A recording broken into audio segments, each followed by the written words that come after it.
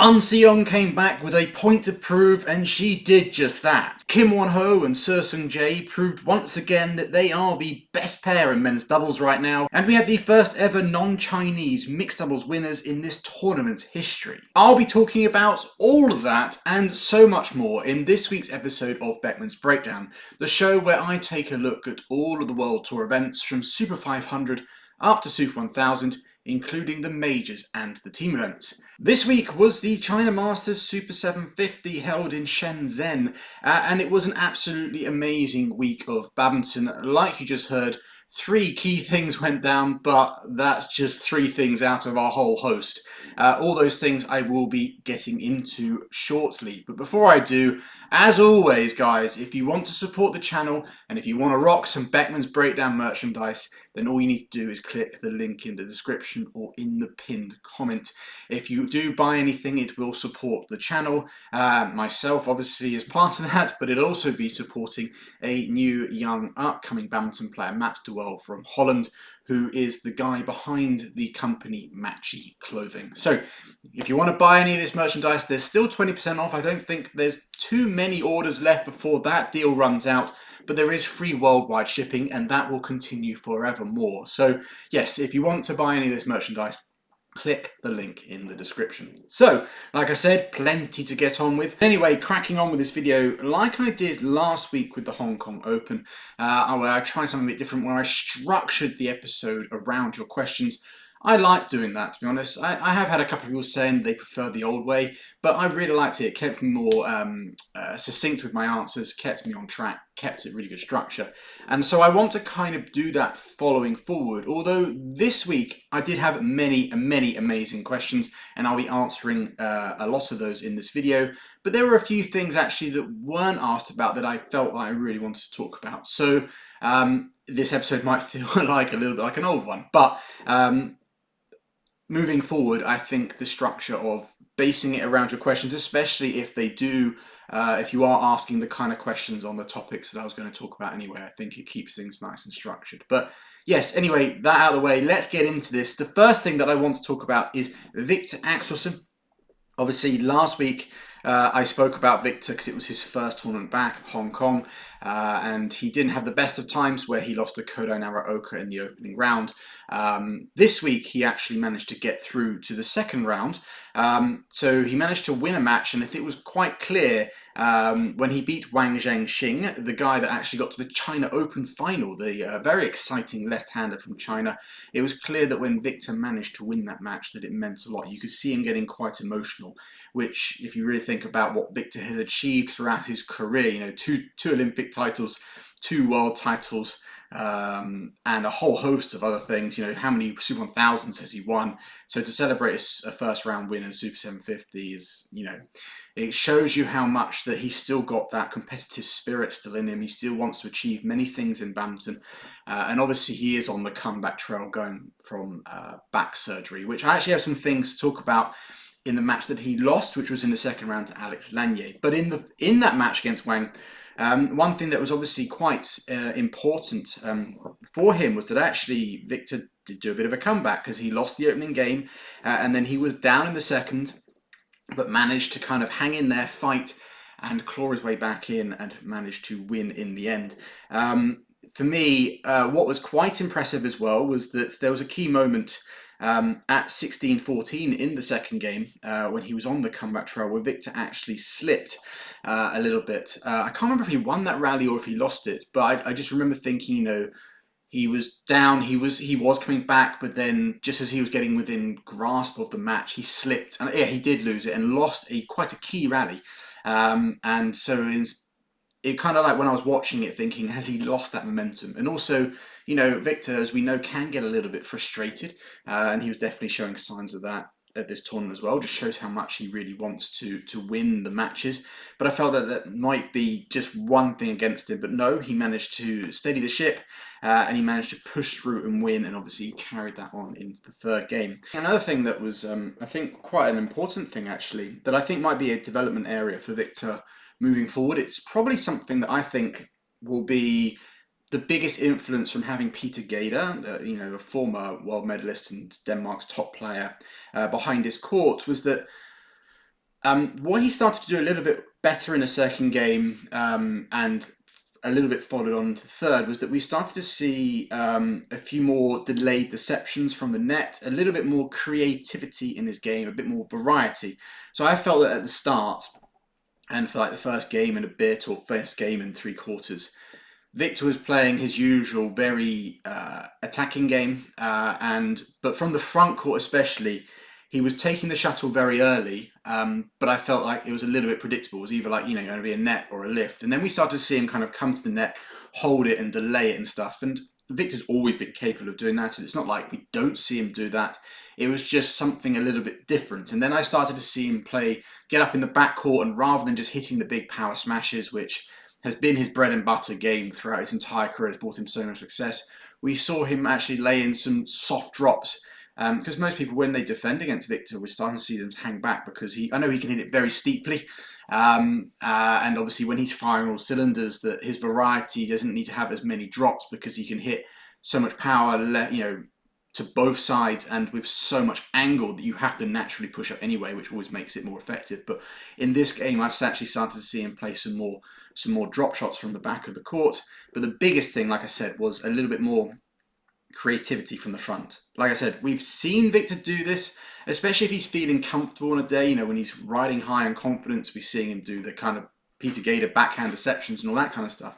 But I don't see him do many where he comes in to play a net. He usually either takes it very early with a net shot, or pushes it away into the two corners. But he actually came in, held it, and started playing back to the net. And so just seeing that little bit of variety was a good sign long term, but also in that moment, because I think, as we know, Viktor puts a lot of pressure on himself. I think he always expects so highly.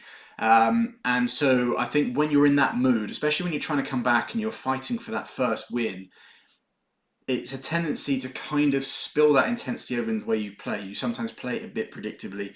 You start to play just the fast game. When you're at the net, you take it as early as you can, and you either play a good spin or you lift it away. Doing that delay shows that little bit of calmness, that little bit of control, that little bit of, calmness and control over your game. And although it wasn't like he was doing it all the time, because that's not what I would expect him to do, because that's not it, just adding it in from time to time, I think will add another layer, and it's just something that can make him even more difficult to play. And I think that is something that will be a Peter Gator influence. And actually, talking of Gator, he was obviously talking to Viktor throughout the match. And one of the things that was spoken about was that Gator was trying to remind Viktor to be patient. I think not necessarily patient within the rallies, although that's clear. I think patient in terms of his comeback. Like, Viktor, understand where your level is now. Don't expect too much. Obviously, it's not like we want to lose here. We want to win, but you need to kind of be a little bit understanding of your current condition. And so, but that kind of his current condition actually for me is something that I said I wanted to talk about. And I think it was a little bit noticeable in his match against Alex Lanier, where he lost in 3 games. And actually, it was kind of almost like a role reversal, because Viktor managed to squeeze the first game. There's a little bit of a comeback, but then he had quite a big lead in the second. I think he was 15-9 up or something along those lines, and then actually lost that second game 21-15. I believe 11 straight points in a row. No, 12 straight points in a row. Sorry, my maths is pretty poor for Alex. And I think there was one point, actually, part of that comeback was that there was a moment after the rally, I think at 15-9, you saw Viktor kind of like doing a little bit of this. So maybe that back is not 100%, maybe something tweaked it. I must admit, throughout the whole of his second round match against Alex Lanier, it was noticeable that Viktor is struggling a little bit in his defense, especially if it's slightly in front of him to the front court. Picking up smashes, not so bad. I think it will continue to get better as he gets back into the game. But when someone could slice it in front of him or quickly twist and turn him, you could see obviously Viktor's quite a tall player, but he's actually done so much work throughout his career to get very good in that area. And like I said in the previous video, a lot of top players will always talk about when Viktor at his absolute best, that his defense was really strong. Obviously, his attack was amazing, but his defense was something that a lot of people overlooked. And I think that's something that is obviously going to be more difficult as you get older, but I think also combine that with coming back from a back injury. I think twisting down, from down towards his backhand from, say, a straight slice from Alex, and then quickly crossed over there. You could see a little bit of discomfort. He didn't look 100% confident. And I also do think there were some slippages on the court. You know, Viktor's quite tall, etc. So that I think adding to that, or he spoke about his slip in his first round match, where maybe that added something just in the back of his mind. But definitely for me, I think what Alex Lanier did quite well, other than really sticking in there and not letting that situation get the better of him, because it was his first win over Viktor. So obviously, you know, Viktor's such an icon in the sport, especially for European players. So I was quite impressed with Alex Ben to kind of hold it together and get that win. But what he did really well, like I said, was he angled it down very sharply in front of Viktor, and then would most noticeably like cross it quickly to get him into another angle. But then what he did quite well was occasionally he would go over Viktor or play him to the back, so the Viktor couldn't just start moving towards it. So I talked about Alex would slice it from his round the head like this, down to Viktor's forehand, get him down there. No, to Viktor's backhand. No, would it be? No, it'd be to Viktor's forehand. He did it the other way as well. And then he would come in, follow it up, and quickly play it cross. And then obviously twist. But then he would occasionally play to another corner, because obviously if he always played that cross-court one, Viktor would have been able to kind of semi-move there, and that would have been not as difficult. So I think getting Viktor twisting and turning is something that Alex did really well. But to me, it shows that Viktor's obviously got some more work to do. He needs to get, obviously, physically, he's not at 100%. And understandable, he's only just come back from back surgery. And obviously, as he's pushing into his 30s now, it's going to be naturally that little bit more difficult for him. But obviously, I do think, like I said in my last video, I still think Viktor's going to be someone that can get back to the top of the game.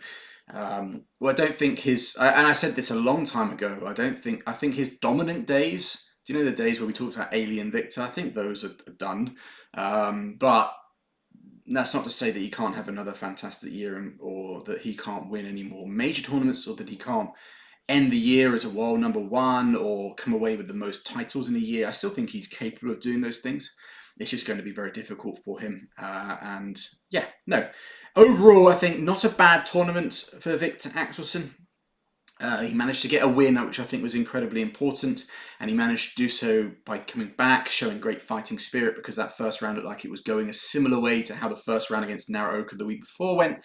So the fact that he didn't let that happen and he managed to work his way in, great. He will be disappointed that he lost to Alex, especially when he had that lead.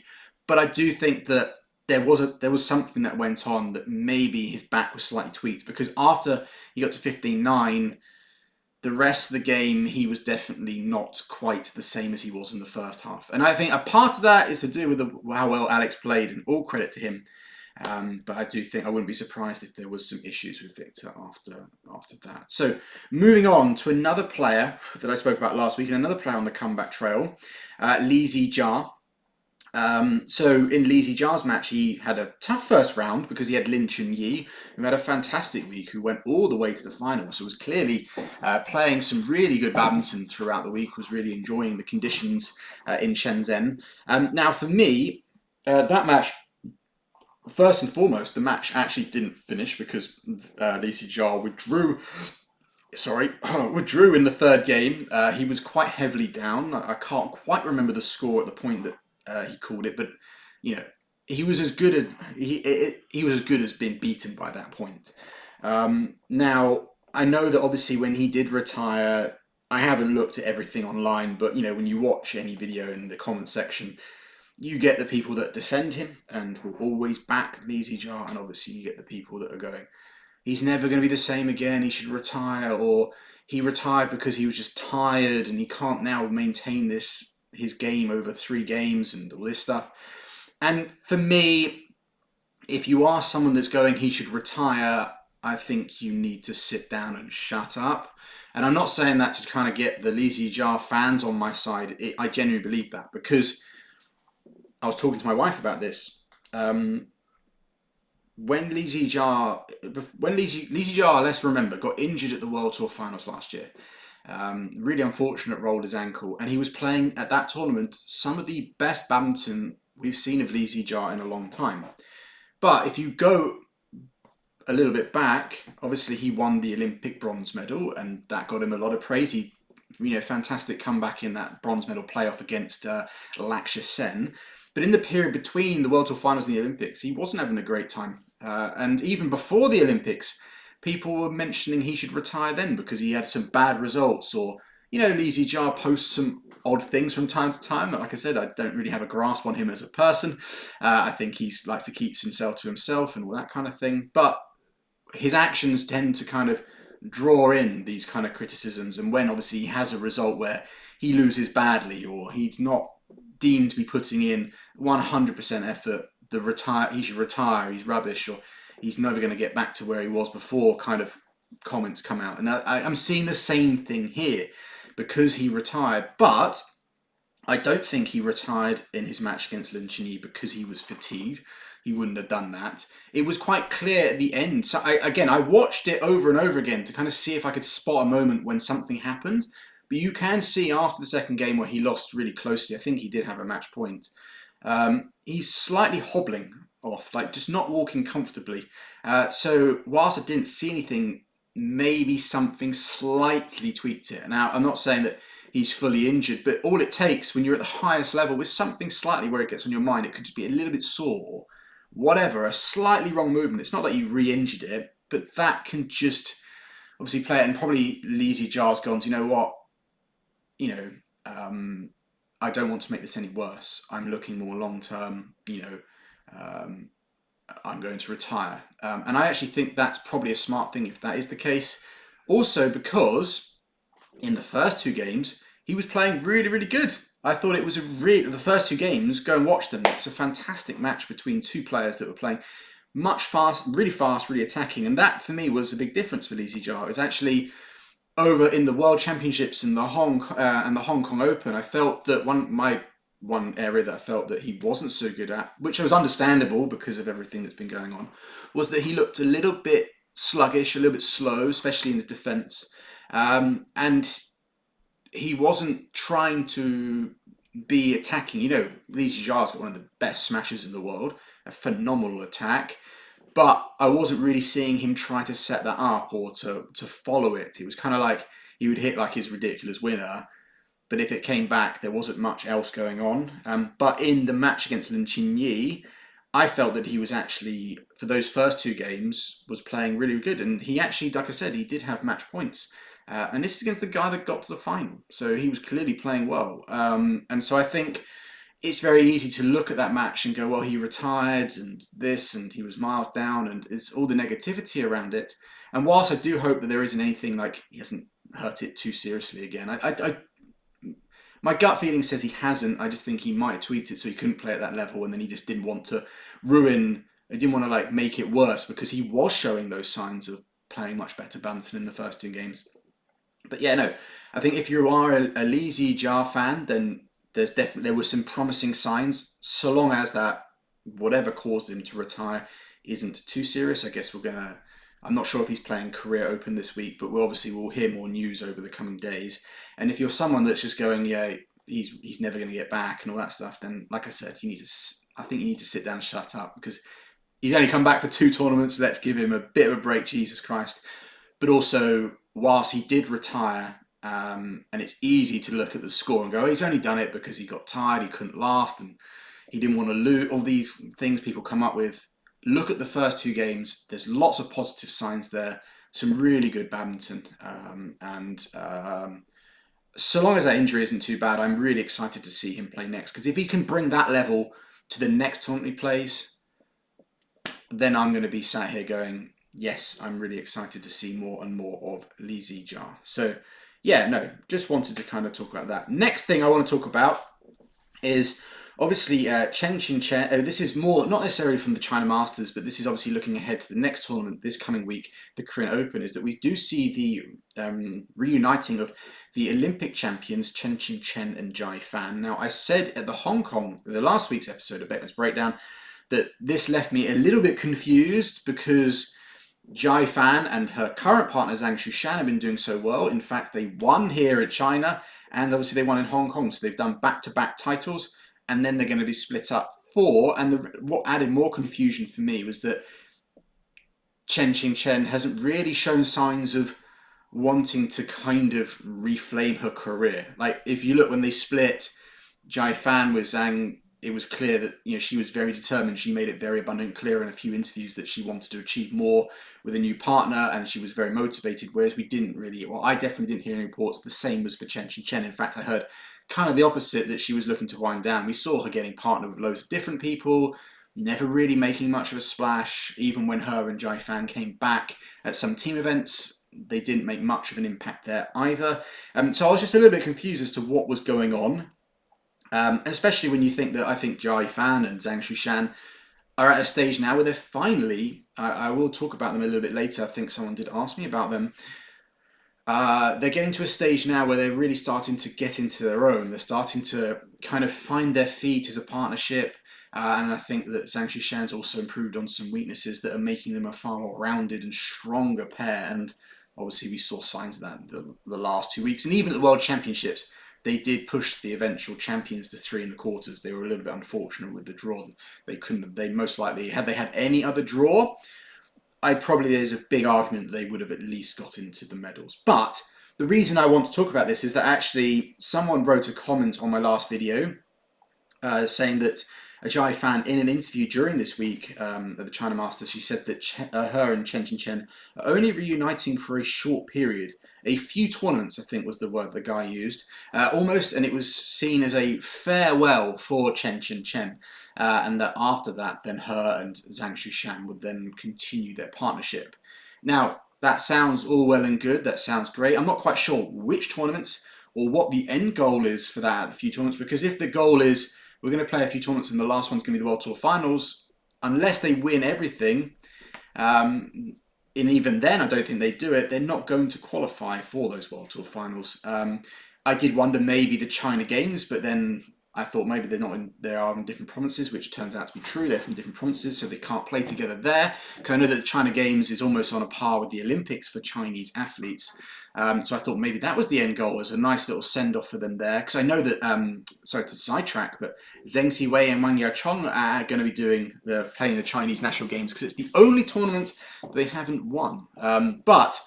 So yeah, I'm a little bit like, okay, it's only for a short period, which is good, because I do think Yifan and Zhang Shushan are slowly turning into a fantastic pair, and China have now got 2 amazing pairs, 2 pairs very capable of winning tournaments. So if one fails, the other one can win. And obviously in the Uber Cup, that's going to be important. You need 2 pairs, and in Sudirman Cup, you've got options. It's just fantastic. But at the same time, whilst they will come back and play, I'm just not quite sure.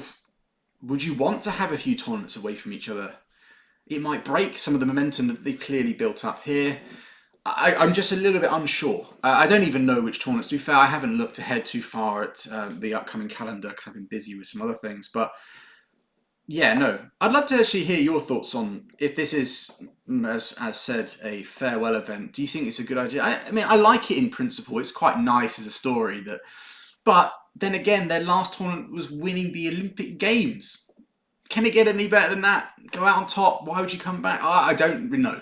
I must admit, I'm just glad that Yifan and Zhang Shushan aren't splitting, because whilst at the start of their partnership, I did have some doubts. I must admit, I had some doubts. There were a number of questions in the air. They've pretty much answered all those, and especially over these last 2 weeks, they've been absolutely fantastic. Moving on, keeping with China and new partnerships. This time the men's doubles. Ren Xiang Yu made his return, and he's with a new partner, Zhi Nan. Now I was a bit like, when I saw that in the draw, I was like, oh, who is this Zhi Nan? I was like quite intrigued to see who he was. And then when I saw him play, I was like, oh, I've seen him before.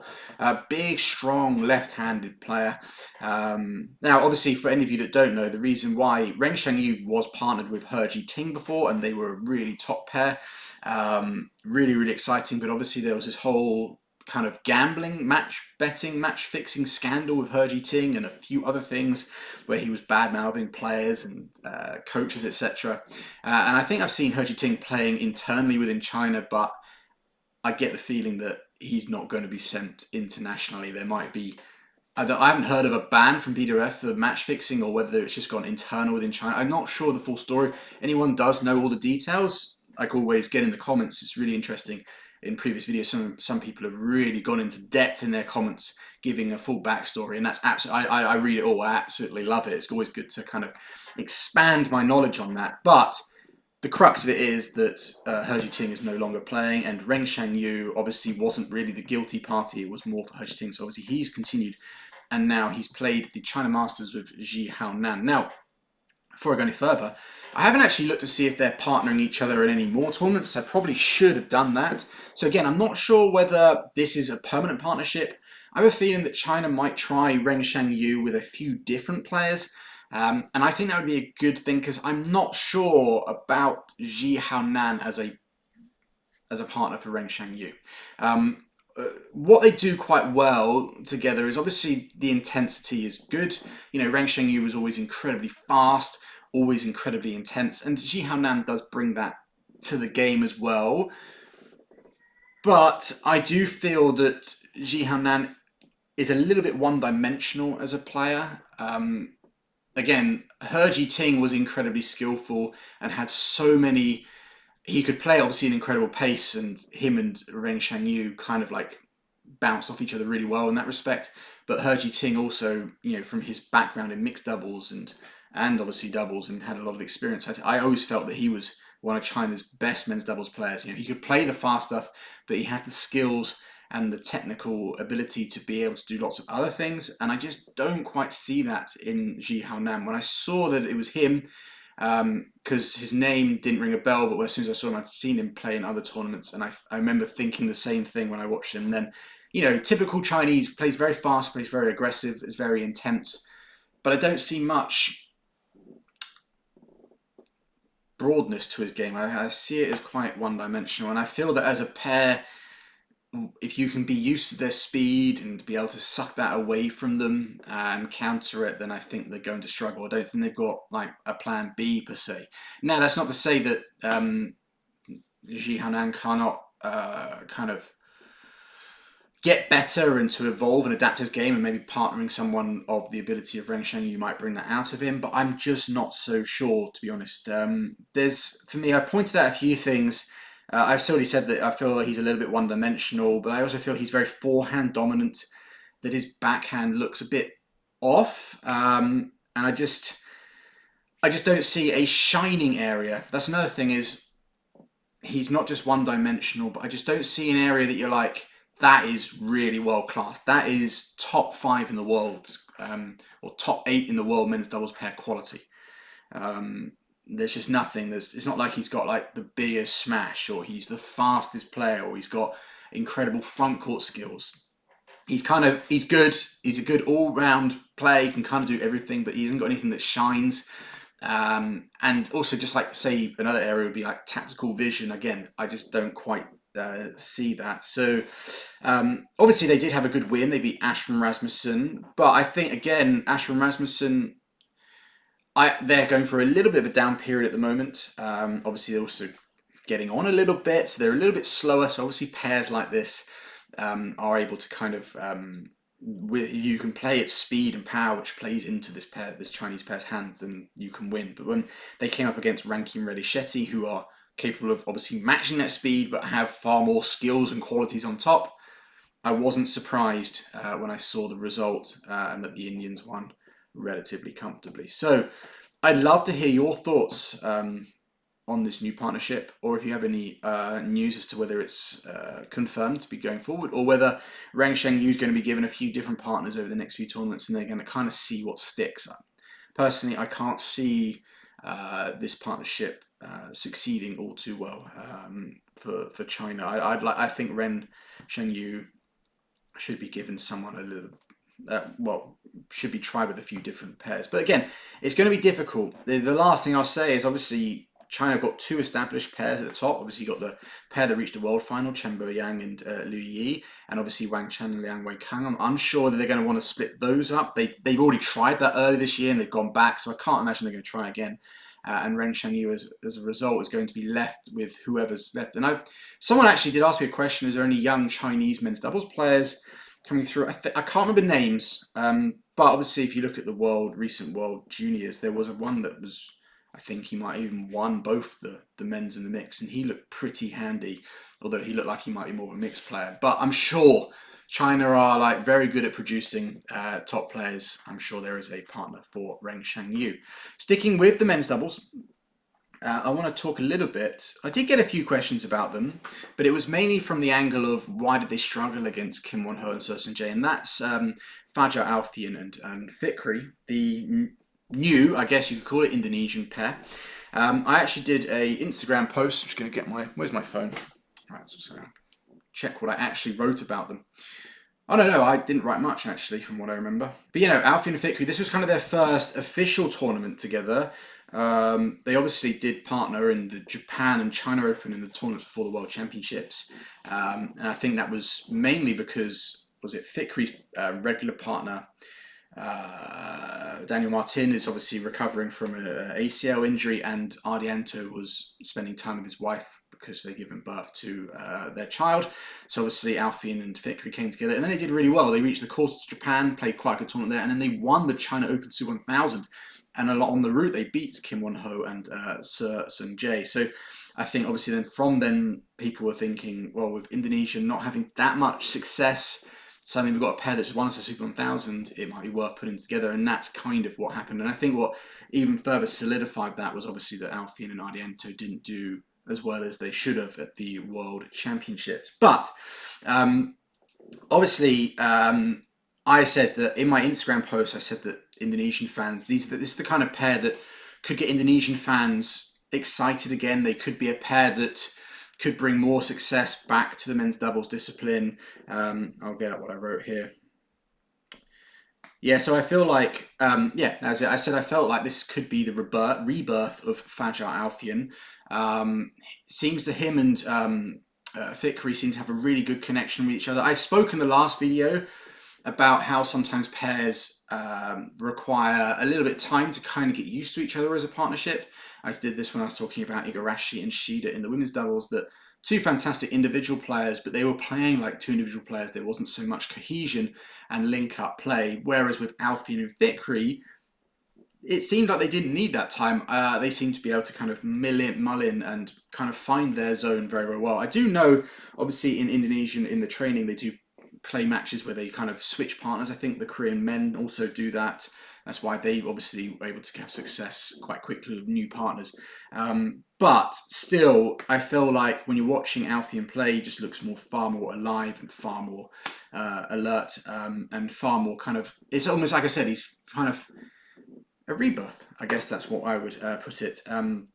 So I think the reason for that is that I feel like, again, this is not going to, don't want this to sound like a knock on Ardianto, but I feel like Ardianto was much more of a basic. He was kind of the muscle player, because obviously most Indonesian pairs, you see the skillful front court player, and then you have the workhorse rear court player.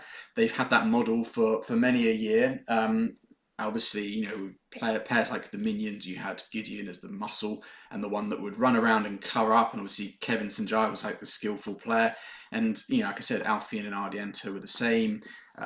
We've had some pairs in the past where it's a little bit more of a blend.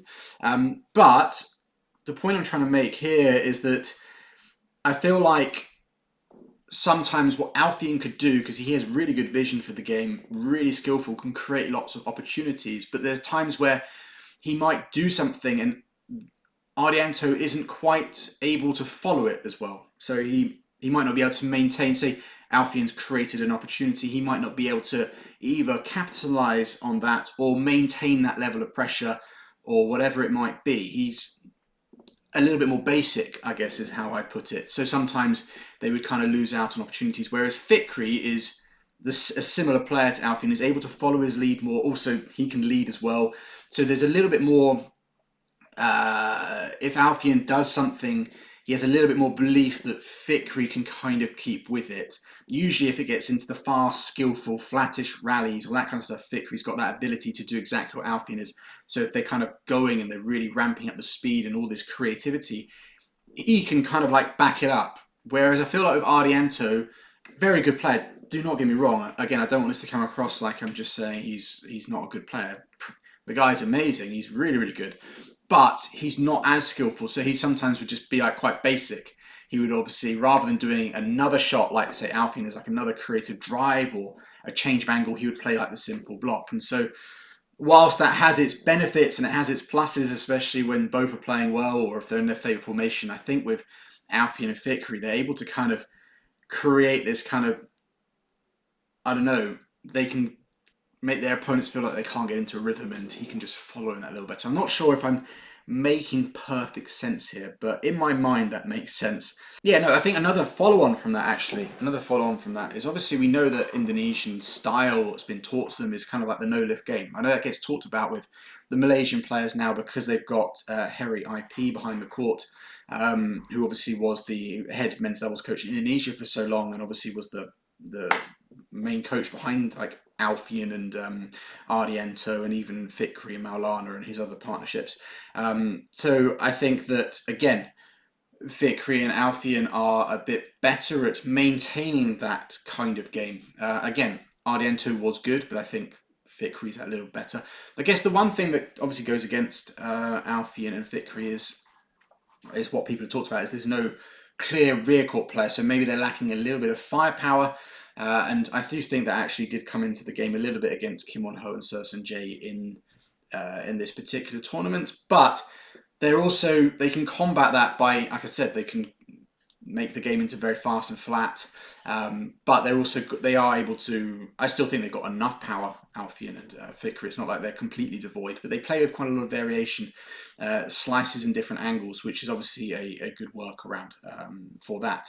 In terms of their match against Kim Won-ho and Seung Jae, for me, if I compare the two matches these two pairs have played, so obviously they've both happened in China, it was kind of like a flip. I think when it was at the China Open, Fikri and Alfian were playing at an incredibly intense level, very, very fast, very, very intense, and kind of were able to kind of catch the Koreans off guard. I've always said with the Koreans, one area, if there is a weakness, especially with Kim Won-ho, although I do think he's getting better at this, is if you can play with lots of variety and get him defending in and off his body. He's very, very solid, and so if you're playing same pace, same kind of speed attacks, you aren't going to get through them. But if you can vary it and play at a high enough speed to kind of catch him off, because he's quite locked in place, quite rigid with his defense. It's very, very solid, but I think it's a little bit, the one weakness to it is it can be exposed to lots and lots of variety, and that's something that, like I said, Alfian and Fikri can do that, and there's no let up because both of them can do it. Whereas, like I said, when it was Alfian and Ardiento, whereas Ardiento obviously could, not quite to the level and not quite as frequently. So there was kind of an area where, say, this Korean pair could find some solace. They could find a kind of area where maybe the game's not quite as difficult for them. But yeah, no, it's getting back. So in the China Open, the Indonesians played very, very intensely, very, very quick, lots of variation, and kind of caught the Koreans off guard. The China Masters, I would say, is reversed. Obviously, the Koreans play a different style. It wasn't kind of visually the same, but the intensity that the Koreans brought, obviously they already went into this match going, well, last time we played them, that's what they got us on. We need to match it. We need to come out like that. We need to be far more intense, far more ready, and take the game to them. We can't sit back, and you kind of saw them do that. Steen and Jill, I think they were the commentators for that match, were just saying how much more ready in the front court that the Koreans were in compared to the Indonesians. I did say in my notes here that I felt that the Indonesians looked a bit subdued. They were unable to match the speed and readiness of their opponents. They looked a bit subdued. They weren't quite as up for it. Yeah, we saw moments, but I think a big part of that, like I said, was that the Koreans came out really ready. Obviously, they'd done their homework from the last match. I know when I did that Instagram post, a lot of people I did it before this semi-final went down, and a lot of people were saying, well, I think the Koreans are going to have done their homework. They're going to come up with a game plan. And whoever wrote those comments, I'm here to say you were right. They were. Although I will say that I wasn't like I was saying that post. I wasn't writing that post that they're going to be like the new world number ones. I just think they're a pair that are exciting for the future, and I do stand behind that. The other thing, and I think, although it hasn't been much time passed since the China Open and the China Masters, but I think this is actually a follow-on from the Worlds that the Koreans won. Kim Won-ho is really starting to flourish. he's become. I've always been a huge fan of his. You know, if you go back through any of my old social media videos, posts, and even Beckman's breakdowns, you know I'm a big fan of his. I love the way that he plays, and like I say, he always says like he's got ice in his veins. But I do think that he's starting to come into his own. He's starting to really impose himself on the partnership. I think obviously when they started, Jay was the more established of the two, especially in the men's doubles realm. And you could kind of see that. Whereas I think now Kim Won-ho is starting to establish himself, and I think he feels like much more confident within the partnership, within himself, and you're starting to see that. He's getting more involved. I feel like sometimes when Jay is having a bad day, Kim Won-ho is lifting the partnership. And I think on top of that, I think obviously a big reason why that is obviously winning a world title. That's going to give you huge confidence and more belief in yourself.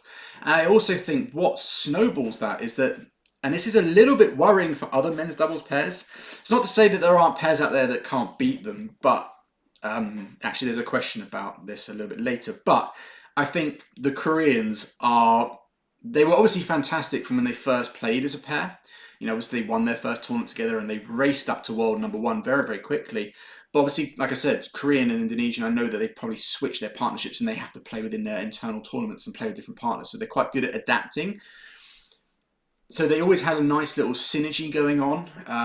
But I think over this period, and what we're starting to see now is that they're starting to really be able to link up well as a pair. Like they were good before, but it's getting stronger and stronger and stronger. I feel like their individual skills are coming together even more and forming into an absolutely fantastic team. And they're going to be so difficult to beat. Really, really difficult moving forward. So yeah, no, in that match, like I said, I wrote here in my notes that I think the key things with the Koreans were that a little bit more intense. They were far more ready for the match. They were far more up for it. Like I said, they subdued the Indonesians through that. They pushed up the court really well. They used subtle variations in their serves to disrupt the Indonesians' rhythm. And like I said to you right then, I do think that even compared to the China Open and this China tournament, which like less than 2 months, it's like 6 weeks have passed. No, a bit longer. Maybe it's less than 2 months. The Koreans' ability and their formation as a team has got far, far stronger. And I think it's going to continue to get stronger, which is, like I said, a little bit scary for other pairs. So, yeah. Let me just round that bit out by saying with Alfian and Fikri, obviously, other things people have said is they're in the honeymoon phase, or that obviously they haven't played much together, so they're still new, so pairs haven't quite figured out how to play them. But I still see them as a very, very good pair. You know, that's an obvious statement to make. I think they're going to continue to get better. There are obviously areas that I think pairs can figure out, and I think this has always been the weakness for a number of Indonesian pairs, which is high lift it. Don't play the flat game. Don't get involved in that. Take it away from them. Don't be afraid to lift out and defend. You can't just defend your way to victory, but that's a kind of a way to equalize certain areas of the game. But I think they've got a great energy, great synergy together, which will continue to get stronger the more they play together. They play exciting, fast badminton. And like I said, I think, yes, they've got slight lack of firepower, but they've got other areas that can kind of work around that. All pairs have weaknesses or areas that can be exposed, and I don't think like just having maybe not as much firepower is a big enough one to stop them from being successful. And I wouldn't be surprised if even by the end of the year we see them up near the top 10, if not in the top 10. So they're a very good pair. Definitely, I think they're going to be seeded at these big tournaments at some point next year. So, right, last one before we get into your Q&A. I'm not sure, actually, someone might have asked this, but obviously we've seen last 2 tournaments, the recent world champions, Liu Shengxu and Tan Ning, have been beaten. I didn't see their loss in the Hong Kong Open. It was to a relatively new, I believe, or definitely a pair that I hadn't heard of too much from Japan.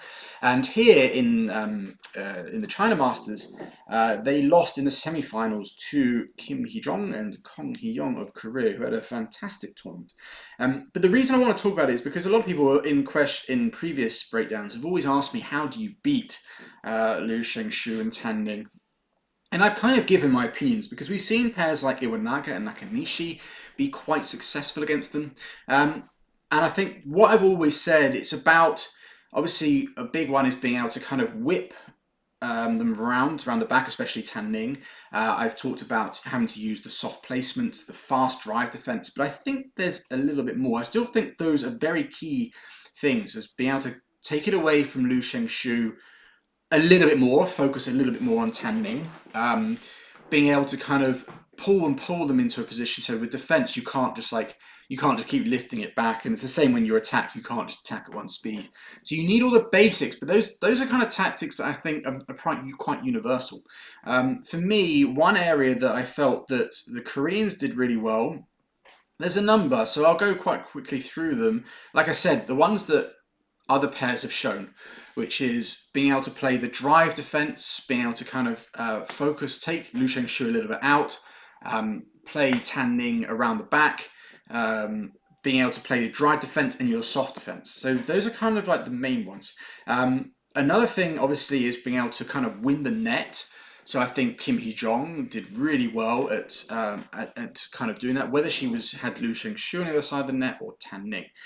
For me, one other particular area that I saw a lot of, that actually I think other pairs have done a little bit, is being able to pull Lu Shengshu slightly forward. So say they're on defense.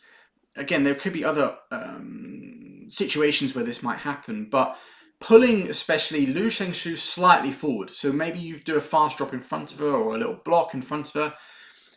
Get her, but she has to be slightly off balance, because she's on balance, she can lift strong. And then you might be able to pull her slightly forward, maybe tempt her in for something where she goes for it. And then on the next shot, you go down the channels. Because obviously, say we've got Tan Ning and Lu Shengshu side by side, they're in a strong position, you can't really beat them from there.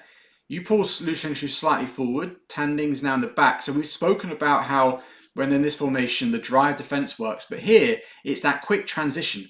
So you've got Lu Shengshu come forward, she has to play a shot, and then you quickly really focus on getting on that next shot of hers super fast and punch it down the lines. I saw the Koreans do that really, really well, and it seemed to work very, very well. It's not easy to do, because obviously if Lu Shengshu is in a slightly good position, she can obviously take the attack, or there's enough time for them to do the transition, or if she's not, she will lift it. But if you can kind of get her slightly off and tempt her into trying to do something, especially if you've taken her out the rally for a few shots, if you can then put her in, I think that then there's the gaps down the channels that we've spoken about, that I think, because Lu Shengshu and Tan Ning, they are strong. It's not like they're slow, but they're a little bit, their transition, their rotation around each other is not their strong suit, especially compared to some of the other pairs. And I think if you can get them going from, whilst they're transitioning into that, there's the opportunity to then punch the lines.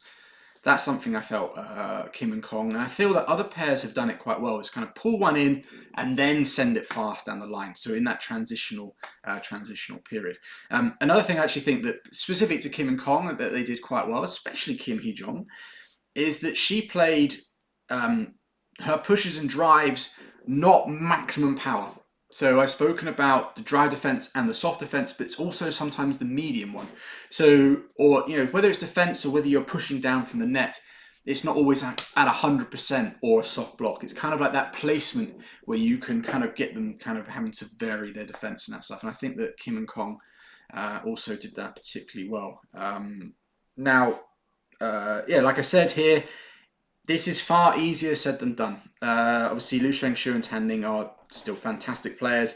Obviously, they're going to get wise to certain tactics. For example, that one I said, maybe if it's happening a lot, they will just lift you again. They're going to go, right, we're not even going to engage in that situation. We'll just send it away. We'll wait for a slightly better opportunity, but still feel these tactics are the way forward against a pair of Lu Shengshu and Tan Ning. And whilst I didn't see there how the Japanese beat them in Hong Kong, I wouldn't be surprised if they implemented some of this that we'd seen Iwanaga and Nakanishi do really well. And I felt the Koreans did superbly well at kind of exposing the same areas combined with what I've said. So let's just move on. I think there's a question actually about let me just quickly check, because actually if it's not. No, so actually, no, sorry, there is no question on the final, because obviously I know some people might ask me, well, what was the difference between the final and the semi? What did Yifan and Zhang Shushan do differently to win. So obviously, going into that final, Yifan and Zhang Shushan had a 4-0 negative head-to-head. The Koreans had the advantage 4-0, never lost to the Chinese. And I think a big part of that, I know that Steen Pedersen mentioned it, that I think Zhang Shushan's lack of power from the back is a fact. We know how strong and how solid Korean defenses are. Obviously, we saw in the semi-final against Luan that they could hold it up and they could then do something with it. And so that's probably why. But I do think that in this match, in that final, is kind of the reason why the Chinese were able to finally get a win. A big factor is, like I said, Zhang Shushan has improved so much in her game. And individually, in terms of, I think she's got a little bit more power. She looks far more confident on court. And I think what that does as well is they've become far more of a pair.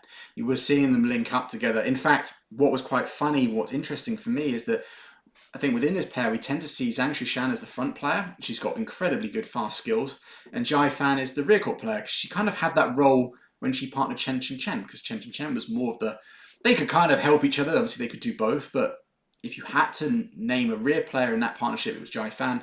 So obviously, Zhang Shushan being very good at the front and not so strong from the back, it's kind of fitted into that. But what was interesting in this final was that when the Chinese were able to link up really well, so kind of like attack from the back and get the front court player, it was the other way around. So Zhang Shushan was setting Yifan up far more often than the other way around. And I think a big part of that was Zhang Shushan has definitely improved her power, but also, like I said, these two have starting to kind of really get a good understanding of each other as a partnership. I said this last week, when it comes to pairs, knowing exactly what shot your partner's going to do before they do it is something that can only be developed over time.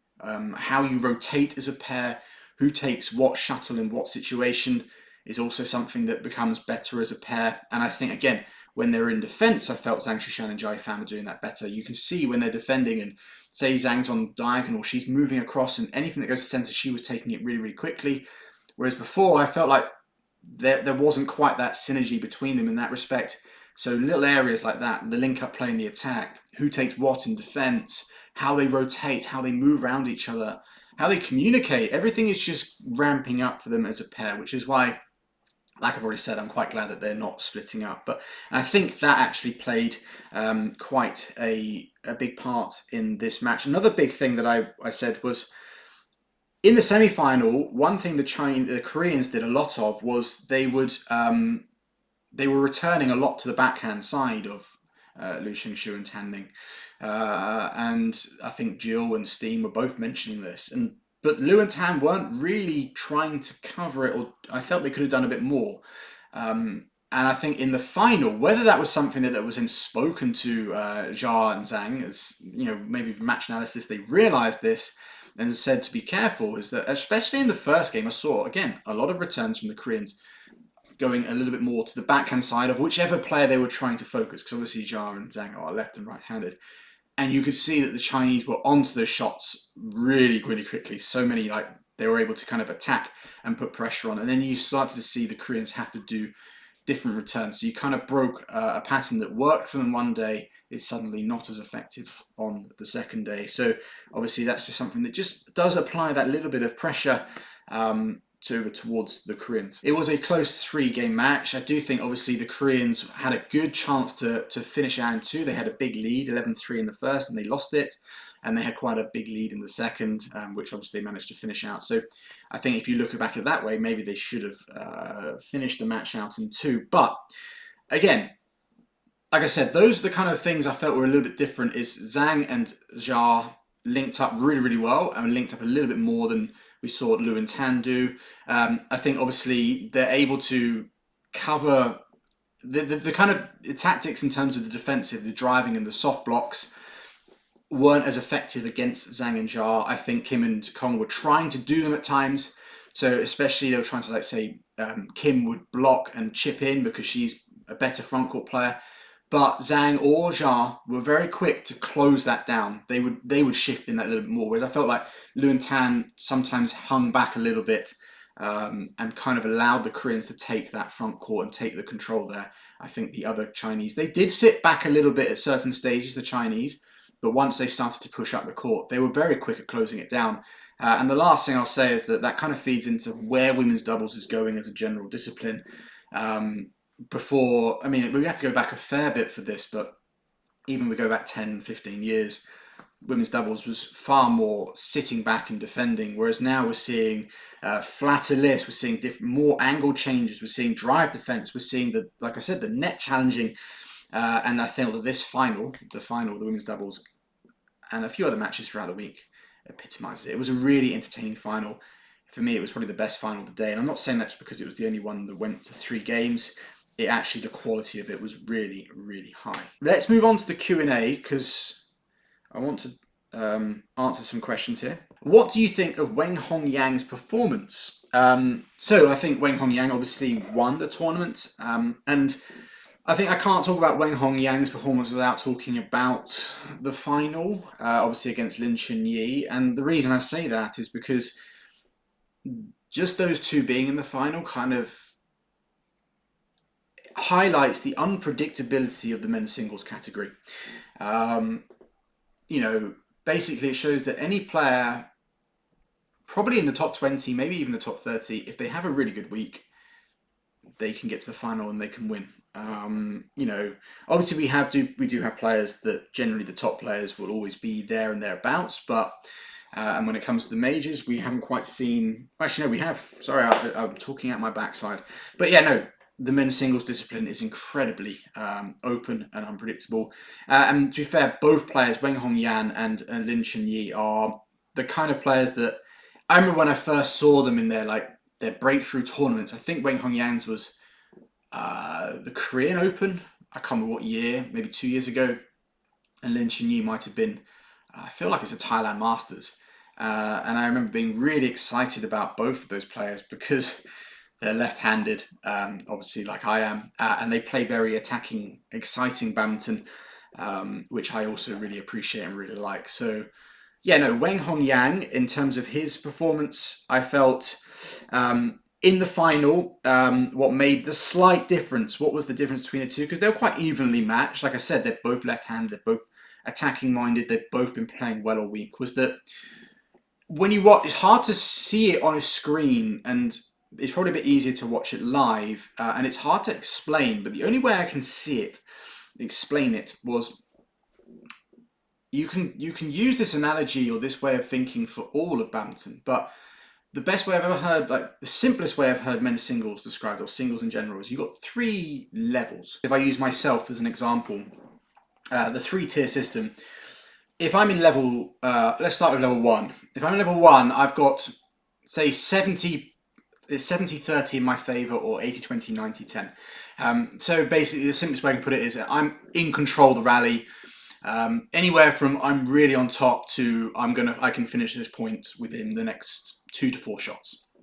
Level 2 would be the 50-50, 60-40, where I might have a slight advantage. I might not quite have I might be slightly down the rally, but in general, the rally's quite even. So, when you see this in an international level, sometimes this is where it can obviously look like maybe the opponents are just knocking up. They're kind of having a rally. And, I've sometimes sat in crowds where I've heard people go, why are they not smashing it? Why not attacking it? And the reason is that usually if the chance isn't quite there, you don't want to sometimes take those risks, because you could take it on and it could backfire against you. Top players, especially in men's singles, but it's growing into women's singles as well. Not so much in the doubles events. I think it's a little bit different, although you can still use the system. But sticking with the singles, if your opponent's got a really good length on you or whatever, then you can't really take something on. Okay, there's different times where you can go for the risky shot, but in general, you're trying not to lose your advantage. Okay, you're trying to kind of maintain where it is.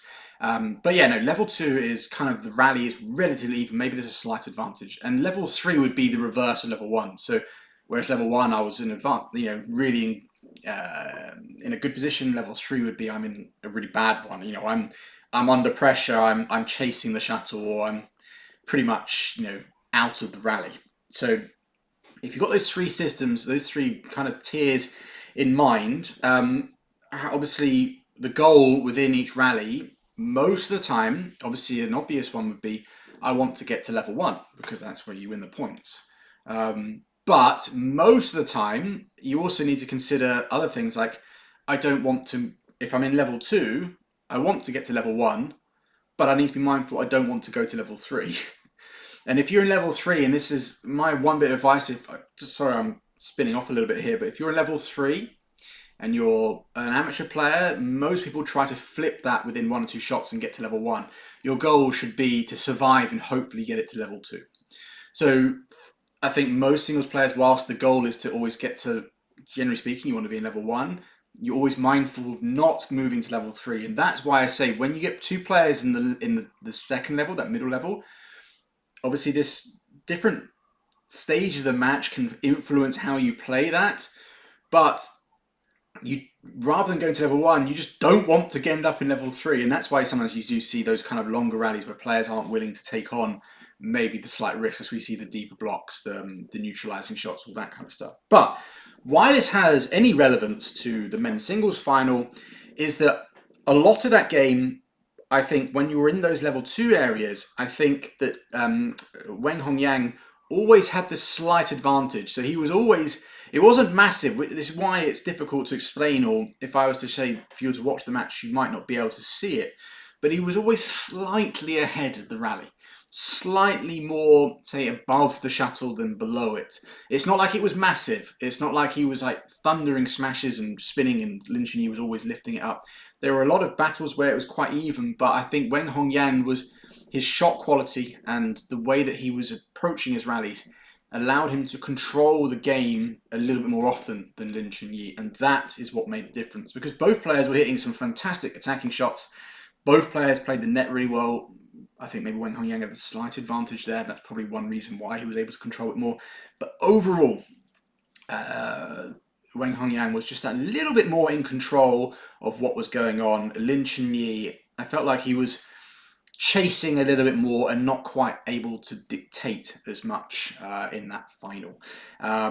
Another thing that I think, like I said, which was quite good, that Weng Hongyang's holds and flicks combined with his tight nets were particularly effective and difficult for all his opponents to handle. We saw that a lot in the semi-final.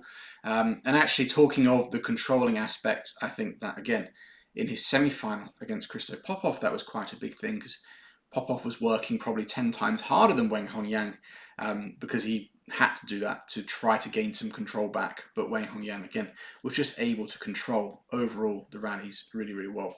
So yeah, overall performance really, really good. Obviously, it'd be interesting to see how Weng Hongyang moves forward from this, because we know he's the kind of guy, I think he's got a reputation of, he'll win a tournament like this, and then we will see him lose first, second round for like the next 5, 6, 7, 8 tournaments, and then he'll win another tournament, and so on and so forth. And the same goes for Lin Xiang Yu. Both really cool, really exciting players. But it's going to be difficult. I can't sit here and say we're going to see more of them, because I don't know the answer to how both of them become more consistent, because that's the question that we could pose to a number of the top men's singles players. It's just so difficult, and there's so many players that are all capable of beating each other. But yeah, no. Overall, a fantastic performance from both those guys. I know the question was about Weng Hongyang, but I have to give a lot of credit to Lin Xiang Yu, who also had a fantastic tournament. Next question, were there any key factors that played a key role in the Thai's dominance in the final? So we're talking about the mixed doubles final here, Dichapon and Supasara against the recent world champions Chen Tangji and To Iwei. So for me, I think what was quite, if you're asking for a key factor, for me, what Dichapon has the ability to do, that I think is a bit different to what Chen Tangji and To Iwei played before. Okay, so Chen Tangji and To Iwei had a fantastic tournament. I was really, really impressed. I thought the intensity and the level that they brought, especially after World Championships, where there was a lot of media attention on them. They'd probably done a shit ton of interviews, all sorts. And then add to that, although that gives you a lot of confidence, it comes with expectation and pressure. And so I wasn't actually expecting too much of them at this tournament, in all honesty, but they really showed that a very good level. I was very impressed with the attitude they brought, and the level they brought was really, really good. But they played in the quarterfinals and the semi-finals I think what they faced in the final was something that was like a combination of the ability to play multiple types of games. So let me quickly explain. In the quarters, the Malaysians played against Tantrum and Seung Sweat, a pair that, although I think actually recently watching them, Tantrum Man's trying to play at a far faster level than I've ever seen him. I almost feel like he's almost trying too hard at times. I think that was his uncoming in the Hong Kong Open. Uh, but they're a bit more classically touch players. You know, they're looking, they play into the gaps, they look to do all that stuff. But when it comes to the fast game, not quite as strong. Okay. Again, please, whenever I say not quite as strong, that's not to say they're bad at it. They're just compared to like the top players or pairs that play with a faster game, they're not there. That's not their strength. Their strength is more, you know, the skills and their left-handed and the vision and the touch shots. Against Feng Yanzhe and Wang Dongping, it's kind of the opposite. They were much more direct in their match. You know, a lot of fast pace, a lot of quick stuff. Of course, there's subtlety within that as well. But again, it wasn't. Feng Yanzhe doesn't quite have the skills to play the shots super soft and super tight, and then thunder, power, and smash. A little bit more direct. Whereas Dichapon and Superstar as well, but especially Dichapon, can do both. And that I think was actually quite a key thing, is that his quality of soft and changing angles is sublime, absolutely amazing.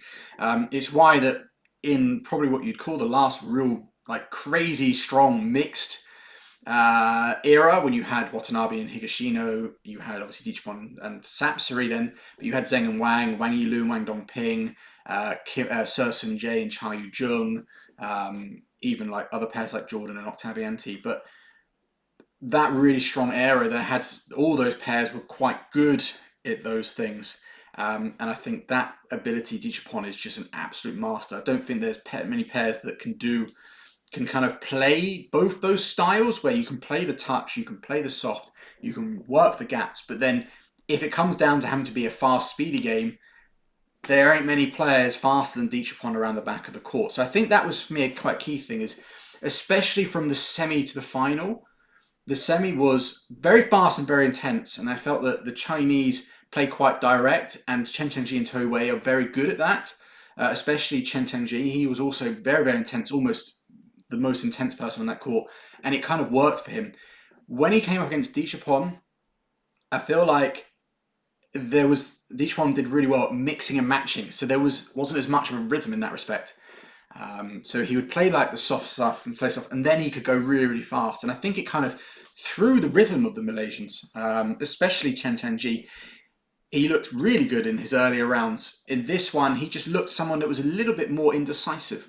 Maybe he wasn't quite sure what shot Dichapon was going to do. That's for me.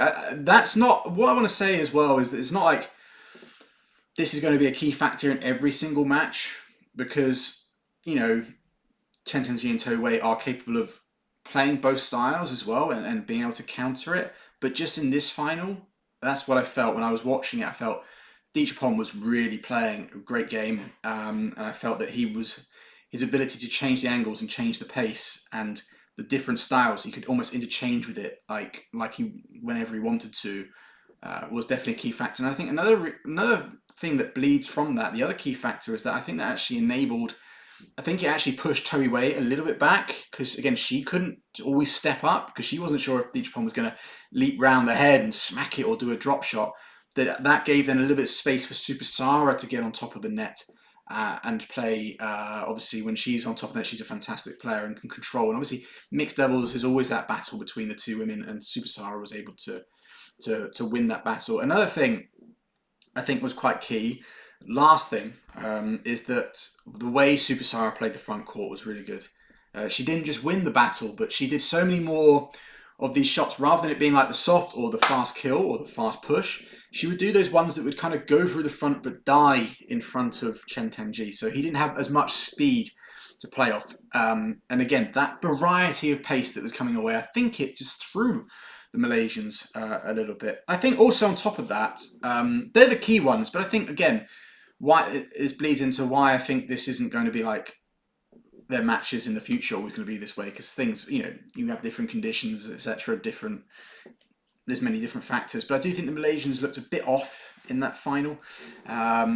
They weren't. The second game was a bit better. I think they kind of figured out. They got a bit more used to what was happening, and looked to kind of have a bit of a counter to that. They were a little bit more prepared for that. They kind of adapted to the way the Thais were playing, but I think Deechapong was on. Well, both the Thai players were on really good form that day, and it was always going to be a bit of an uphill battle for the Malaysians to win that one. But so yeah, those were the key. I think the key factors in that final. But I want to preface it and finish it by saying that it was a great tournament. I think a really good tournament for both pairs. But especially, I was actually really impressed with the way that after such a big win at the Worlds, the way that Chen and To came out and performed. And I think last thing, obviously, this led into one of the things I mentioned right at the start. This is the first time since 2005 when the China Masters first was played, so 20 years, where a non-Chinese pair has won the mixed doubles, and it was no Chinese pairs made the final. So quite a cool little thing. So next question. Is the men's singles entering a new wave as we are seeing different players winning World Tour tournaments? I kind of already spoke about this when talking about Weng Hongyang's performance, is that the men's singles is incredibly deep, and it has been for a while, incredibly open. And just, obviously the final, I said, is kind of a prime example, is that how in any given week, there are a massive number of players capable of winning. I mean, who would have predicted at the start of the week that the men's singles final was going to be Weng Hongyang versus Lin Chunyi? I mean, if someone said, "Oh, what do you think Weng Hongyang could do?" You go, he could win. He could get to the final. Could lose first round.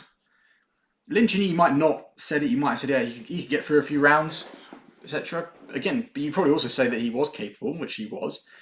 But you could literally go down the list of the first rounds, and there aren't going to be many in that list where you go, I don't think they're going to get beyond the second round. I think everyone is capable. There's so many players that you could argue could do really well or win if they just have their perfect week. If they just the stars are aligned in their favour. I still think the men's singles is incredibly deep. We still have the very top players that I think generally shine, but even then they aren't 100% guaranteed. Now, if I even use the World Championships as an example, the top seed Zii Jia did win. But his route, he almost lost to Victor Lai, someone completely unseeded, someone who wasn't even playing this tournament because he was playing in the Indonesia Super 100. And he didn't even win that. He's a world medalist. Again, it shows you the level of men's singles is really, really good. And I think what's quite cool, what's really interesting is we're kind of, within the men's singles, we've got so many different generations now of all their own players in it. So you've got, like, say, the youngsters, you've got the 20-year-olds, 19 to 21, 22-year-olds. So you've got, like, Awi Farhan, Alex Lanier, Ayaz Shetty, and a few others really starting to make their mark. Slightly above that, you've got Christo Popov, who's coming into his own. But then you've got, the generation after them, which is your Kunlavut, Laksha. Actually, to be fair, Christo's part of that, sorry. So Kunlavut, Christo, who's Laksha Sen, Kodai, Li Shifeng, they're coming to an era where they should be hitting their kind of peak. They're getting to their mid-20s. Then, by LA, they're going to be an absolute prime. And then you've got the era just above that. You've got your Anthony Ginting, Christie, Xiu Qi, the late 20s. That obviously they're at the top of their game. Zhi Qi's right at the top of the men's singles, and he's just become world champion. And I wonder how long he can keep it going. And then obviously you've got the slightly older players like Viktor Axelsen. So this whole broad spectrum of men's singles, and there's fantastic players for all of them. And it's just, for me, it's just a really interesting time for men's singles. There's so much excitement, so much variety. I know people always say, "Oh, there's not many consistent men's singles players." And I think it's a little bit of, yes, true, there aren't many consistent players, but maybe that's because the depth is just deeper and players are more capable of beating each other. The difference between the number 1 and the number 20 is far smaller than it ever used to be, and it's continuing to get smaller and smaller. So we're going to see more and more players, a variety of players winning tournaments, and it's going to be more and more difficult to be that guy that shines. I still think there's capabilities for a player to come along and to really take the bull by the horns, take the game to the next level.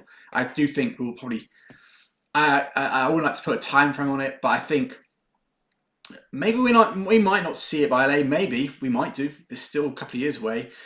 But I think we will have another era at some point where we're going to see another like Momota or Victor or Lindan or Lee Chongwei, someone like that. We might be one or two of them that could create a rivalry. That would be the best thing to see, or even four or five of them. That would be really good. Whatever. We might see like another golden generation in women's singles where suddenly like eight of them really take off and they're battling each other like we saw. I don't know what might happen. I do think it can. And I think the only reason I can say that is because of the amount of talent that there is in the men's singles. And it's just going to take a few of them to really, really push on. But even if it stays as it is, I still think it's an incredibly exciting discipline. So moving on, this question is about a different discipline, but along the similar lines. Thoughts about mixed doubles in the future? China versus the others. How about Korea and Japanese mixed doubles? Well, I think badminton in general is China versus the others, isn't it? China are the nation. They're still the top nation. They've still got like pairs and players capable of winning these tournaments. This week alone is a case in point. That Weng Hongyang is the third or fourth men's singles player for China, and he's just gone and won a 750. I can't see many other countries having their third or fourth player winning a tournament at that level. We don't quite see that, and obviously we know how good they are in. We saw women's doubles. Obviously, men's doubles is still good, but not quite their strongest. Women's singles, they've got 3 out of the top 4. So yeah, badminton in general is China versus everyone else, and obviously the mixed doubles is kind of similar. I think the mixed doubles future is a bit more interesting. China is still looking for that pair, the next Zheng and Wang, or the next Zhao Yunlei and Dang Nan, or Zhang Jun and Gao Ling, if you want to go back even further.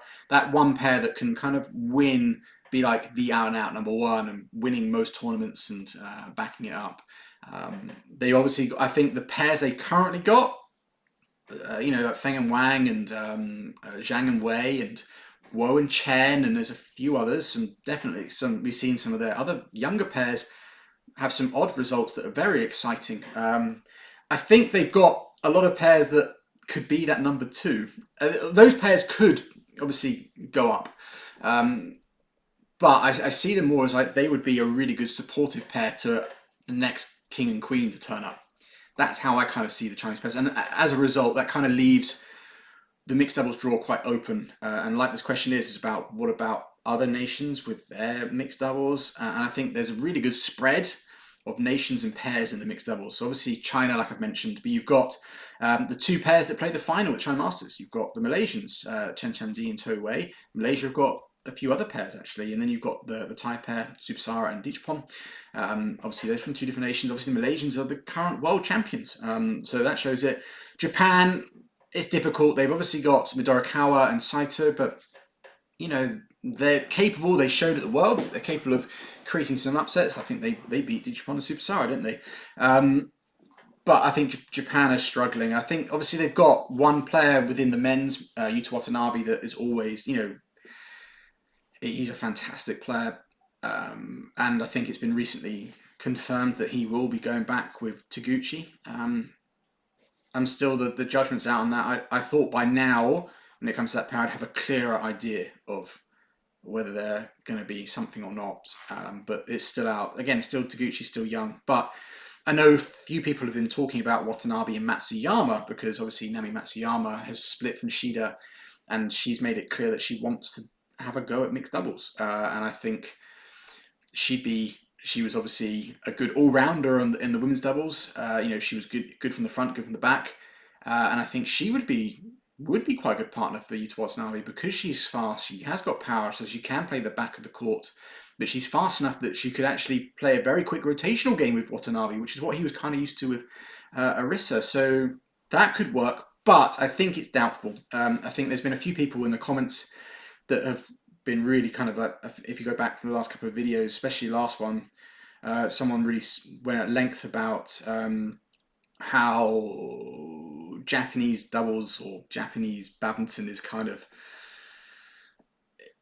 some of the decision making of who to push and all that kind of thing. It comes down to like cuteness and looks and all that kind of stuff, and I don't really want to get into it. But I think another thing that came out of this, I think there's quite a bit of money behind Watanabe at his new club with Taguchi, so I think it's unlikely they're going to split that up for Matsuyama. I do think, based on what the guy said who wrote the comment, if it was the other way around, if it was Shida that was suddenly potentially wanted to play mixed, I think that change might happen because Shida's obviously very popular and seen as the beauty, I guess, what you could call, of the Japanese badminton. So I think she, in that respect, she would obviously get her and Watanabe would probably put together. Matsuyama is probably not quite seen in that light, so maybe it's doubtful. If anyone knows if that's a potential possibility, I'm talking to especially to the guy that wrote that comment about Japanese.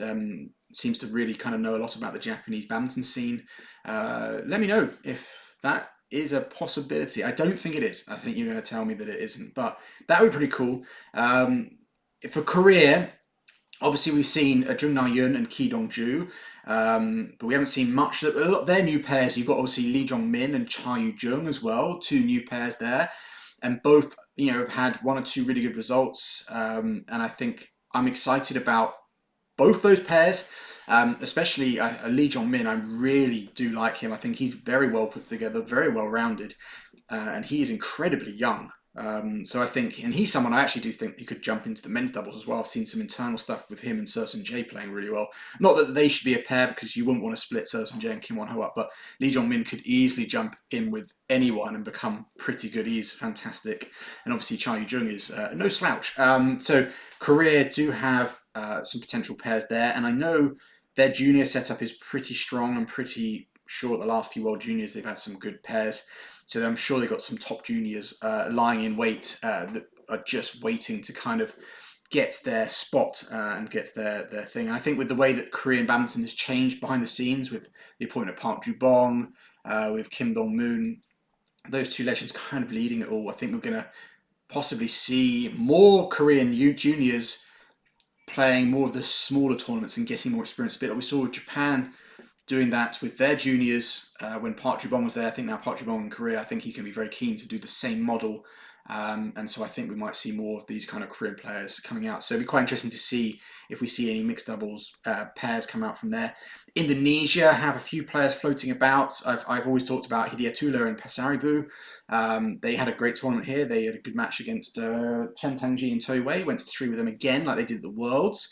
The only thing that concerns me about them is the left leg, knee injury issues for Hidiatula. He's got his ankle strapped, his knee heavily taped, and I think in that match, when I watched it, the first half of the game, he really didn't look very comfortable on his knee, lunging forward, and I think towards the end it started to hurt a little bit as well. So I just a little bit concerned. I know he's had that taping on for a while, but that does give me a little bit of concern. And then for Europe, I'll lump them all in together. You've got obviously 3 pairs that I can think of that are doing really, really well. You obviously got Christiansen and Boe just come back. They just won a tournament in Indonesia, actually, Super 100 there.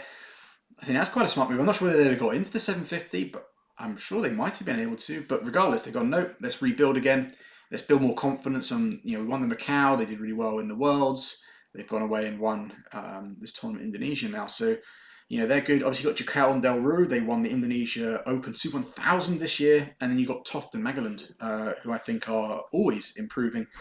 So that's 3 good pairs for Europe. So like I said, Mix has so many quality pairs, and they're all from a variety of nations. So it's healthy and it's exciting.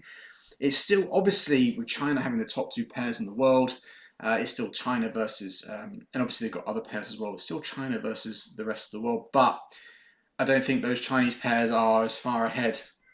You could probably argue they're not even ahead. They're relatively level compared to the other pairs. But we know that China are so good at making more and more pairs that they're bound to have more mixed pairs that we haven't even heard of that are probably going to come back, going to come onto the world scene, and we'll probably see them in the next year or so, get them more experience, and then after LA they'll be primed to kind of fly onto the world tour pretty much immediately. I wouldn't be surprised actually if next year, maybe 2027 or end of 2026, we see a few more younger Chinese pairs given a go, and see if any of them can kind of shine, give them that experience, so that after the next Olympics, China are in a prime position just to have their next wave of mixed pairs just ready to rock and roll pretty much immediately. Next question. How it happened that Seung played not her best during the World Championships versus Chen Yifei, and this week she was so strong. Yeah, Seung had a fantastic week, winning the whole tournament. I don't think she even dropped a game as far as I'm aware. In her earlier rounds, she had a couple of close games, but from quarterfinals onwards, she beat Sindhu in the quarters comfortably, beat the world champion, the three-time world champion Yamaguchi very easily in the semi-finals, and then in the final, holy crap, that was one-sided. What was it, 11-3 against Han Yue? That's diabolical. That's absolutely amazing. What happened? I know I've heard reports that Seung was feeling the pressure of playing perfect badminton at the Worlds, and maybe that's why it kind of manifested itself that she almost froze in the Worlds. If you remember what I said about it, it was like she was kind of sitting back, not doing a lot. She wasn't taking on, like, following up her shots very well. She wasn't looking to kind of be as proactive as we'd seen her. And then what I found really strange was that when Chen Yufei rolled her ankle and was struggling, and Seung actually had a slight lead at that point, she kind of didn't really try and push home that advantage. So I'm not entirely sure what happened, but it seemed like she felt the pressure. She wanted to obviously play perfect badminton, and it didn't, when it wasn't manifesting. That's what happened. And obviously, probably since then, she's taken. Obviously, she didn't play in Hong Kong. She's probably taken a little bit of time. She obviously probably discussed it with her coaches, and has come back. Probably like I said after that, it's like Seung's bound to go away. Really think about what went wrong and come up with a solution and come back even stronger. And yeah, she's done that. Although, some people will say, well, although Chen Yufei did play in this tournament, she lost. I think she lost to Han Yue, didn't she, in the quarters? The way that Chen Yufei was playing, it's clear her ankle wasn't as, thankfully wasn't too serious, but she might be struggling. She might not have been able to train too much, so she might be slightly off. So I know some people will say, well, Chen Yufei is the player that beat Seung at the Worlds, and she isn't back to full fitness. So, we would kind of like go, well, what if Chen Yufei played Seung? And whenever I see comments on YouTube or on social media, people tend to, and I think even under this question, people were saying, well, Chen Yufei, Chen Yufei is the one that can do it. So, but again, answering the question at hand, what happened? To me, again, like I said, what was not there at the Worlds was more there here at the China Masters. There was more intent, more intensity brought by Seung. So, but I guess the reason I actually picked this question is because I wanted to kind of like add on a little bit more to what I said about what she didn't do at the Worlds and what I was expecting her to do, because I watched that back and it made it sound like I was expecting her to kill off, like say she'd attack it, and when she came forward she'd do some really creative shot, or she'd finish the rally or kill it. And that isn't really what I meant, because that isn't Seung's style. Seung isn't someone that hits, of course she does hit winners, but she's not someone that's going to hit like the Tai Tzu Ying follow-up shot where it's a reverse slice down the line and it's an absolute winner, or do some crazy deception cross-court net shot, and again, it either leaves the player completely stranded or barely getting it back. Now, Seung isn't really that kind of player. What she's able to do is, like I spoke about with the men's singles, she's able to just keep applying more pressure, get further and further and further ahead in the rally. And she does it very slowly, very incrementally. And what she also usually does is she does it in a way where her opponent can't really get the advantage back, or it's very difficult to. And when she played at the Worlds, she had an opportunity to take that one step up in the rally, that next little bit of advantage, but she'd almost just, no, she wasn't willing to take that step, and she would kind of hold it where she was. And so she never really was building any sort of advantage. So it wasn't like I was expecting her to finish points, although there were definitely some rallies where she could have done.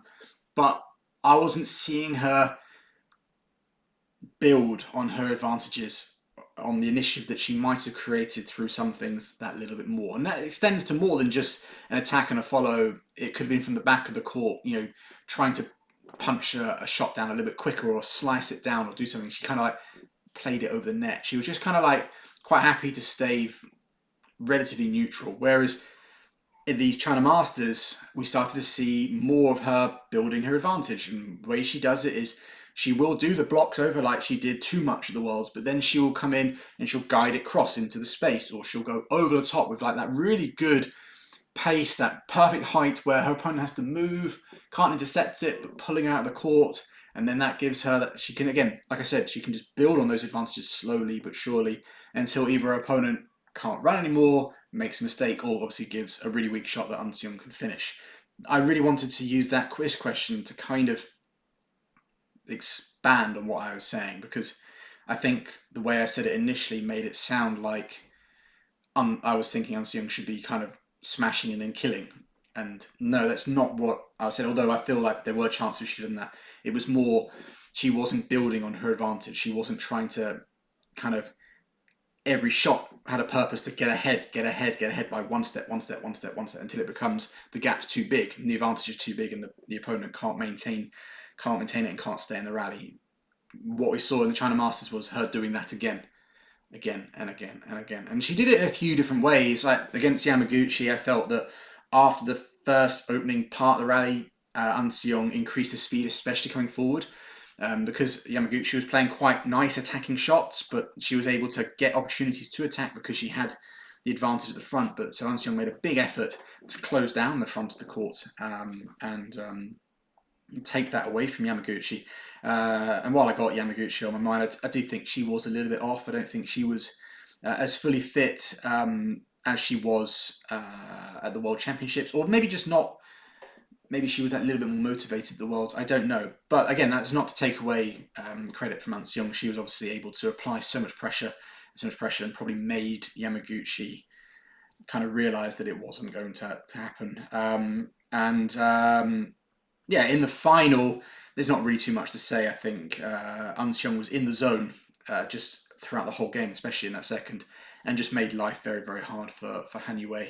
Han Yue has got the attacking shots that can definitely trouble, that we know that can put pressure on Seung, but she really wasn't given too many opportunities to attack, especially after the opening half first game. Seung found a way to kind of take that away from her, maybe similar to how she did against Yamaguchi, and then Han Yue absolutely had no chance in that second game. Last question. How long do you think Kim and So will be world number one? How long's a piece of string? Obviously, I'm not going to sit here and go, it's going to be exactly this long.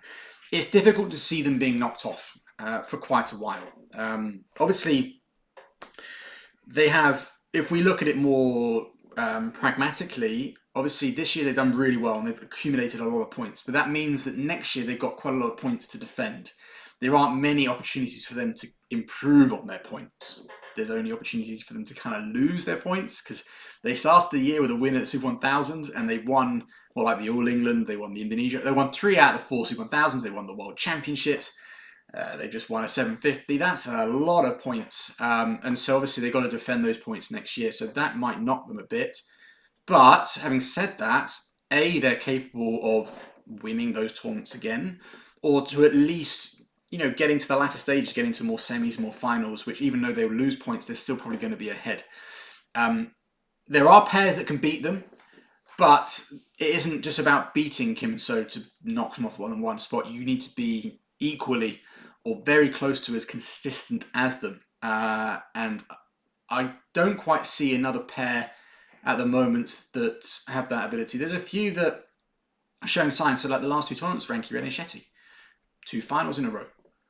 They've obviously got to a few other semi-finals. They've not been too bad, and the fact they won't have their points to defend next year, there's a few periods of tournaments where they actually weren't playing, so they can actually make up a lot of that ground. So long as they can stay consistent and play the way they've been playing these last 2 weeks, and even at the World Championships, obviously they got a bronze medal. So if they can kind of build on it, they could be a pair that could get close. But outside of them, we've seen glimpses of pairs having good runs. We saw Aaron Chai and Soviet have a good run, but then they've been struggling a little bit. They get to the semi-finals here, but then they were beaten by Ranking Redishetti relatively comfortably. But again, they're a pair that, for me, Kim and So are not just the best pair in men's doubles, ranking-wise, but obviously they're not just they're not just winning these tournaments, they're consistently winning these tournaments or consistently getting to the latter stages. So how long do I think they can be world number one? They could hold it for a very long time. I think what I'll say finally is I can't quite. There isn't a pair that I could name that I would 100% be confident right now that they could actually be consistent enough. I think there's a few pairs, like I mentioned, the two, like Aaron Chan Soyik have actually beaten. Obviously, you got Fikri and Alfian that they've only just started. We'll have to kind of see how they progress. Obviously, they've beaten Kim and So, but like I said, it's not just beating them like one tournament here, or even being able to kind of maybe even have a positive head-to-head. It's can you also beat the other pairs and stay consistent? Because beating Kim and So, yeah, but then you've got to back that up by beating all these other amazing pairs, and that's what Kim and So are so good at. Is yeah, they might lose very occasionally, but they're so good at just getting to the finals and winning all these tournaments. So I see them as a little bit like a Leon Day and Yoo Seung, or where they held the world number one spot for a long, long time. I could see them having a similar run. So yeah, how long will they be? How long's a piece of string? But it's going to be very difficult to knock them off the top spot. So guys, that is the last question. I've spoken, again, I don't know how long this video will be, but it's 1 hour, 49 minutes right now. I'll probably try and cut some of it. But thanks for watching. Another really good episode, really fun, really starting to really enjoy. Well, I've always enjoyed doing these, but I feel like I'm starting to get a little bit more confident talking about these tournaments and how these episodes should get. Although on my own, I still, when I do these videos, I'm always thinking, what are they going to think? Have I said the wrong thing, or are people going to disagree with me? Or not that that's necessarily a bad thing, because people can have different opinions on things, but are they going to go, Jesus, Ben, you're way off the mark on that one? And so there's always, I think, especially when you're putting your content out there, putting your thoughts out there, there's always that fear that you're going to have the majority of people put it back at you and go against you. But I feel like I'm starting to, that will always be there a little bit. I think that's a good thing to have, but I'm starting to feel a little bit more confident in front of the camera, and by delivering these episodes to you. So I hope you enjoyed it. I talked about lots in there. I hope you found it useful. Obviously, as always, if there's things you disagree on, agree on, or you want to add more context, then do so in the comment section. Honestly, I love reading all your comments. Even if you disagree or whatever, or I've got something wrong, I love reading it. Even the long paragraphs. I've had there's a few people, we all know them, who they are, who write massive long paragraphs. And I do read them, and I don't mind if they're going against what I said. I'm happy to agree to disagree and all that kind of stuff, and I will obviously always, as always, try to comment back and offer any retorts, or to kind of go, yeah, actually, do you know what? That's a fair point. You've got me on that one. I'm not infallible, and I think also I can't just to have one guy in particular. When he said that I go on, but he's someone that always writes long comments. Just joking. If you want to write an essay in the comments, I will read every single word. I know full well that I can't complain about people going on forever in the comment section when I go on forever in these videos. So yeah, anyway, I'm going to finish it there. Thanks for watching. I hope you enjoyed the video. Obviously, feel free to like, share, comment, subscribe if you're interested in more. Like I said, there is more content in the horizon, but it won't come for a couple of weeks because I'm not sure whether this video will go out first or another video, but I've got a video with a huge announcement of something that I'm going to be involved with that is taking a lot of my time right now. So like I said last week, maybe the Korea Open will be delayed slightly. We'll have to see. I'm going to do my best to try and get it out on time. But thanks for watching, guys. I'll see you in the next one.